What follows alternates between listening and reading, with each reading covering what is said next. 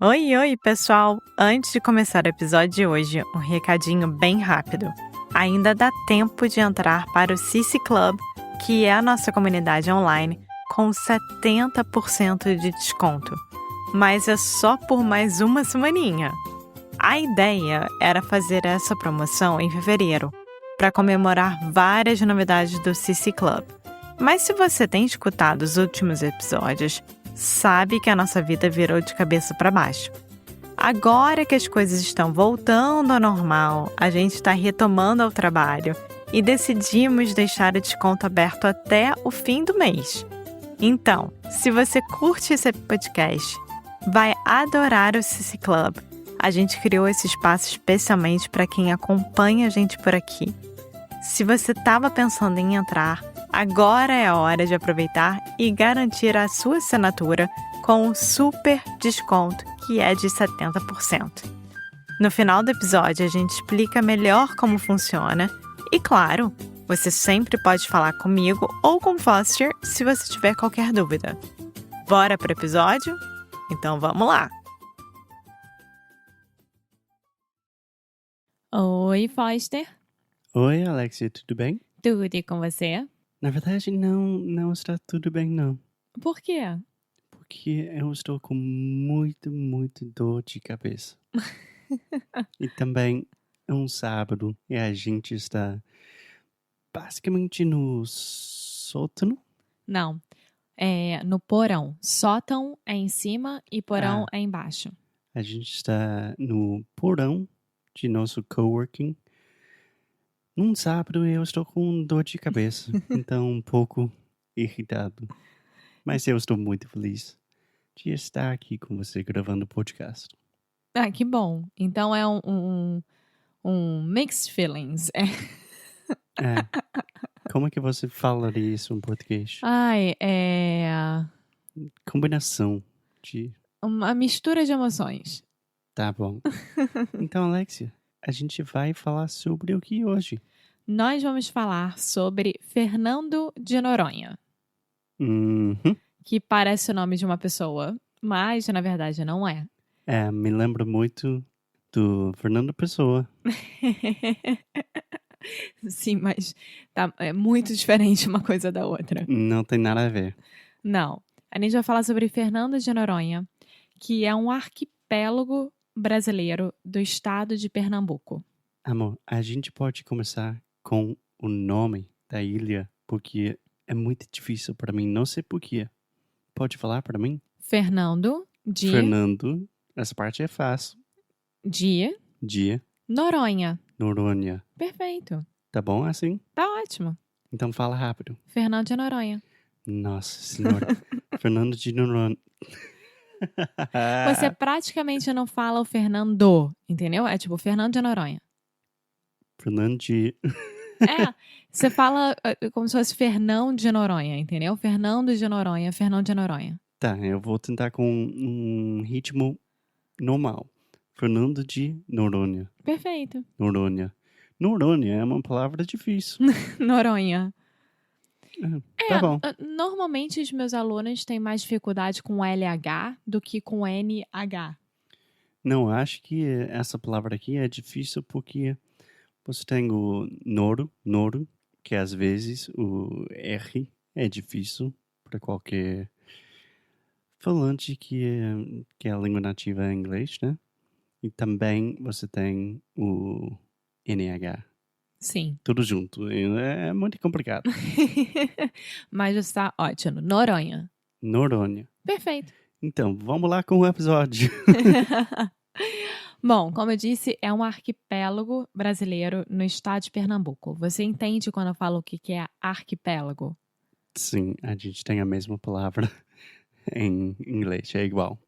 Como é que se fala em inglês? Archipelago. Ah, tá bom. Então, é um conjunto de ilhas. Sim, várias ilhas É, numa área, né? numa área só. E no caso de Fernando de Noronha, tem 21 ilhas. 21? 21 ilhas. Meu Deus do céu! Ilhotas e rochedos de origem vulcânica. Ilhotas, eu descobri o que era quando eu tava fazendo essa pesquisa. Porque, gente, eu aprendi tanto pra falar pra vocês. Eu não sabia nada sobre Fernando de Noronha. E eu tô abismada com tudo que eu descobri. Tá, duas coisas. Primeiramente, abismada é uma palavra que você usa muito e, na verdade, nunca entendo exatamente o que você quer falar. Chocada. Ah, tá bom. É bom saber. E ilhota, a primeira vez que você falou isso, eu entendi idiota. Então, cuidado aí, gente. Ilhota são ilhas de dimensão reduzida ou um rochedo no meio do mar. Eu peguei essa descrição, né, da internet. Então, na verdade, é o seguinte: são pequenas ilhas ou rochedos no mar. É isso. É, faz sentido. Tipo, filhota. Sabia Né? que você ia falar isso. Seu pai te chama de filhota. É tipo filha, mas um pouco mais fofo, mais, sei lá. Bom, e dessas 21 ilhas, desse arquipélago todo, só existe um centro comercial, que é a Vila dos Remédios. Lá ficam os postos de saúde, as escolas, delegacias e a única emissora de TV, que se chama TV Golfinho. Eu achei tão fofo. TV Golfinho. E só pra dar uma... Você assistiu hoje na Globo aquilo? Tudo bem. Você assistiu na TV Golfinho hoje? É, mais uma breve clarificação. Golfinho não tem nada a ver com golfe, o esporte. Golfinho é um peixe, né? Que realmente não é peixe. Não é peixe. É um mamífero. É, mamífero. Eu falei peixe porque não lembrei a palavra mamífero. Como é que se fala golfinho em inglês? Dolphin. É isso. Or a porpoise. Dependendo do mamífero. Então, é isso. Então, das 21 ilhas, só existe um centro comercial, onde você consegue fazer compras, onde você precisa ir ao médico. Não existe hospital na ilha, então são só postos de saúde. É sério? É sério, não existe hospital. Mas caraca, tem tantos turistas. É, só posto de saúde. E que vai acontecer se um golfinho ataca? É mais fácil um tubarão atacar. A gente vai chegar nessa parte. Eu não sei, eu estou brincando, mas nossa, eles precisam de, sei lá, um helicóptero, alguma coisa assim. Eles. Então, vamos lá. Eu estou adiantando, desculpa. Vamos entrar na história de Fernando de Noronha, tá? Porque não tem como a gente falar da ilha sem contar sobre a história, que pra mim foi uma das melhores histórias do Brasil. Eu Tá gostei bastante. Então, Alexia, me conta a história da ilha Fernando de Noronha. Começa por aí, não é uma ilha, é um arquipélago. Eu sei, amor. Eu só queria falar todas essas palavras tão difíceis com dor de cabeça. Me conta, fala. Eu não posso falar mais. Vamos lá. O arquipélago foi avistado pela primeira vez entre 1500 e 1502. E a sua descoberta foi feita pela expedição do explorador Fernão de Noronha. Você entendeu de onde vem o nome Fernando de Noronha agora? Eu entendi, mas não entendi porque eles mudaram só um pouco, né? Eu acho que eu não cheguei nessa parte assim, porque senão ia Da ficar história, um da série. um episódio, vários episódios, só seria isso até o final da temporada. Mas ele, o Fernão, era um judeu português que foi convertido ao catolicismo. Então ele era chamado de cristão novo naquela época. E ele é um dos primeiros grandes exploradores de pau-brasil nas terras recém-descobertas, né? Então... Você quer explicar o que é pau-brasil? É o símbolo, tipo, do que o Brasil foi mais explorado naquela época. É uma árvore super importante. É uma árvore. É. É isso que eu queria dizer, porque eu sempre... Não, é porque tem tanta história por trás de pau-brasil que eu não sei o que você quis dizer nesse momento. É, mas Eu acho que a maioria dos nossos ouvintes já sabe que pau também pode ter outro significado. Sim, pode ter um significado mais vulgar, né? Mais chulo. Mais biológico. É.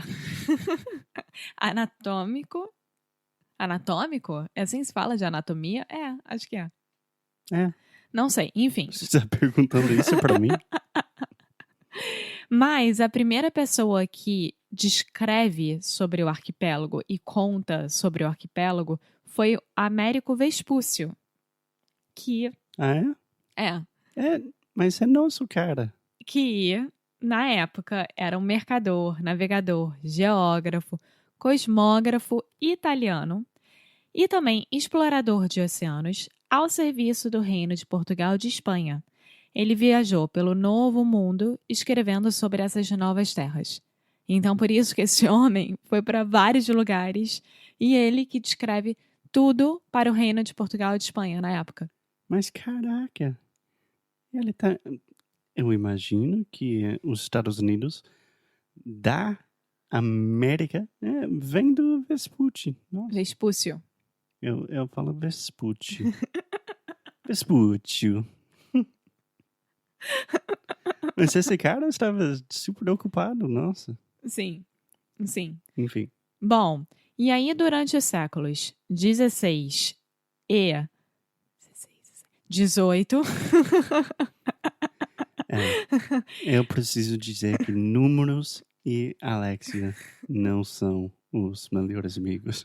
não, nem um pouco. Então, entre os séculos 16 e 18, o arquipélago sofreu constantes invasões de ingleses, franceses e holandeses. Então, ficou uma guerra infinita durante 2 séculos para dizer de quem era quem, tá? Naquela época que os ingleses. A gente já sabe a história, né? Já. Bom, em 1700, em setembro de 1700, ou seja, 200 anos depois de que ela foi descoberta, de que escreveram sobre o arquipélago pela primeira vez, se tornou finalmente uma dependência do estado de Pernambuco. Então, uma terra acoplada ao Brasil, oficialmente. Tá, o que quer dizer a palavra que você usou agora? Acoplada? Acoplada? É. Nunca ouvi essa palavra na minha vida. O que Talvez quer eu dizer esteja, isso? talvez eu esteja tendo um vocabulário um pouco mais afinado estando agora aqui em Portugal. Eu não sei o que está acontecendo.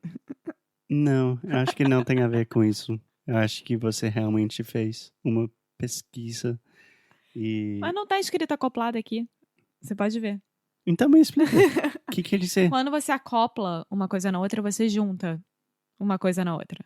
Ah, tipo, acoplação? Hã? Pode ser. A gente tem. Acoplar. Ah, tá.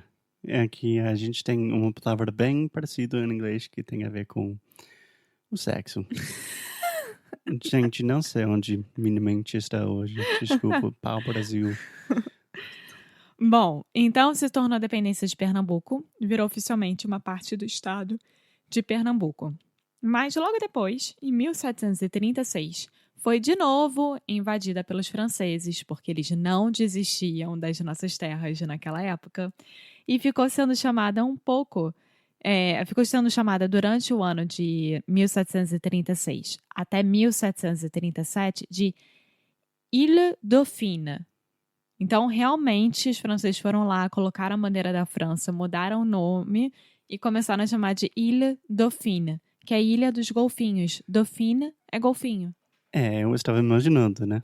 É, exatamente.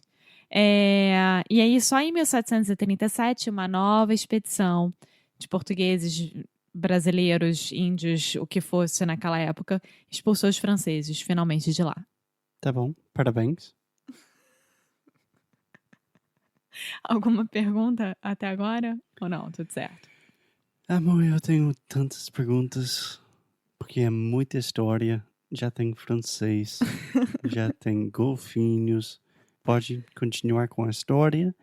E daí, depois disso, eu acho que eu vou querer saber um pouco sobre a ilha hoje em dia, Sim. no episódio que vem. Sim. Então, vamos lá. Depois que os brasileiros retomaram, os portugueses retomaram, né? Porque a gente ainda tá em 1700 e alguma coisa. Isso é difícil para Alexia, quem é brasileiro e é português ao mesmo tempo. Sim. Então, em 1739, o arquipélago virou uma prisão de ciganos naquela época. Existiam muitos ciganos chegando e foi usada como uma prisão dos ciganos. Só cigano ia pra lá. Meu Deus. Desculpa que eu estou rindo, gente, mas prisão de ciganos. Só essa noção não faz sentido na minha mente. Sim. Mais de 100 anos depois, em 1844, era usada como prisão dos farroupilhas. Os farroupilhas, a gente pode até gravar um episódio sobre isso, que eu acho interessante. Eu retomei minhas aulas de história, né, do colégio, lendo sobre isso. A Revolução Farroupilha foi quando os republicanos lutaram contra o governo imperial do Brasil. Foi um marco muito importante para o Brasil naquela época, né? Que se chama Revolução Farroupilha. Nossa. E todos os farroupilhas que eram capturados naquela época iam para essa prisão no arquipélago Fernando de Noronha. Nossa, esse episódio está cheio de palavras difíceis. Farroupilhas. Farroupilhas. Você estudou isso? Estudando no Brasil, na época? Não, eu nunca ouvi falar sobre nem essa revolução, nem essa palavra. Bom, a gente pode gravar um episódio sobre isso, que eu achei interessante. Eu gostaria. Bom, em 1890, mudou. Esquece os farroupilhas. Agora era uma prisão dos capoeiristas. Você sabe por que os capoeiristas eram considerados maus naquela época? Pessoas que praticam capoeira? Exatamente. Porque, bom, eu estou chutando aqui, mas imagino, e do pouco que eu conheço da capoeira, basicamente era uma luta escondida, né? Na época dos escravos, né? Os africanos trouxeram a capoeira junto com eles e eles lutavam, dançavam capoeira porque envolvia música na época da escravidão. Mas, depois de muito tempo, começaram a se tornar grandes grupos e muito perigosos de capoeiristas, principalmente na capital do Brasil, que era o Rio de Janeiro, naquela época. E Já? Sim. Não foi Salvador? Não. Ah, tá bom. E aí se tornou praticamente uma máfia. As pessoas realmente lutavam e usavam a capoeira de forma ruim. Claro que eu tô falando sobre uma época muito longe de agora. Eu não sou historiadora, eu não sei falar muito sobre isso. Mas a capoeira se tornou um assunto muito ruim, uma coisa muito ruim, que era proibida por lei. Quem lutasse capoeira ia para a prisão. Nossa, gente, que loucura. Mas eu preciso admitir que eu fiz uma aula de capoeira e basicamente foi uma máfia aí. Eles estavam tentando me matar. Bom, passado muito tempo, muito tempo, em 1938, a União, ou seja, o Brasil, né, o governo brasileiro, pediu para que o arquipélago se tornasse um presídio político federal contra os extremistas. Por quê? Já era a pré-ditadura, né? Tava começando a ter muita gente contra o governo, muita gente contra o que estava acontecendo naquela época. Já estava começando a ter casos extremos, segundo o que eu li. Até eles usavam a palavra terroristas, né? Que estavam tacando terror nas cidades. Já? Caraca. Bom, Alexia, eu posso te parar rapidinho? Pode. Eu acho que já vai ser muita informação para os ouvintes para absorver todas essas informações, né? Eu acho bom se a gente divide o episódio. Bom. Eu acho ótimo. E no episódio que vem, a gente pode continuar com a história dessa ilha que é maluca, aparentemente. E também falar um pouco sobre Fernando de Noronha. Fernando de Noronha, hoje em dia. O Foster vai dormir um pouco, ele vai acordar e a gente vai voltar com outro episódio. Bom, então até o próximo episódio. Depois vão acompanhando, vão anotando aí as datas para vocês fazerem os dados históricos desse. Ou pegar os worksheets. Ou isso, que é muito importante. Muito mais fácil, né? Tchau! Tchau, tchau. Thanks for listening to another episode of Carioca Connection. For those of you who are serious about improving your Brazilian Portuguese in 2025, which, if you're still listening, we imagine you are, we wanted to give you an update and a little bit more information about what we're doing with our online membership, the Carioca Connection Club. So we started the CC Club in 2021, and we have learned a lot. And we think we've created something really special that goes beyond just another language course. So here are just a few of the many benefits included with our membership. Weekly conversation classes with Alexia and me, giving you a chance to practice in a fun, relaxed, supportive environment. You'll get access to comprehensive worksheets for each podcast episode, essentially turning each episode into a detailed study guide, a free introductory coaching call, exclusive access to our special projects, like our Fundamentals of Brazilian Portuguese course, and our more advanced Adventures with Alexia series, early access to podcast episodes months before they are published, members only Ask Me Anything episodes, and much, much more.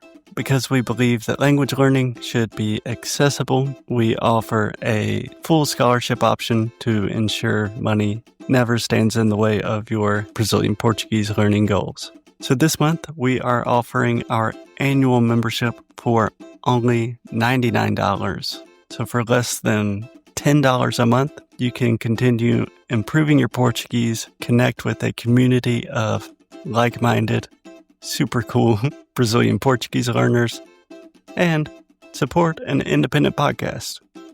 Carioca Connection is quite literally a labor of love, so our members are what keep this project alive. So if you're looking to take your Brazilian Portuguese to the next level in 2025, this might be exactly what you're looking for. Muito obrigado e até a próxima.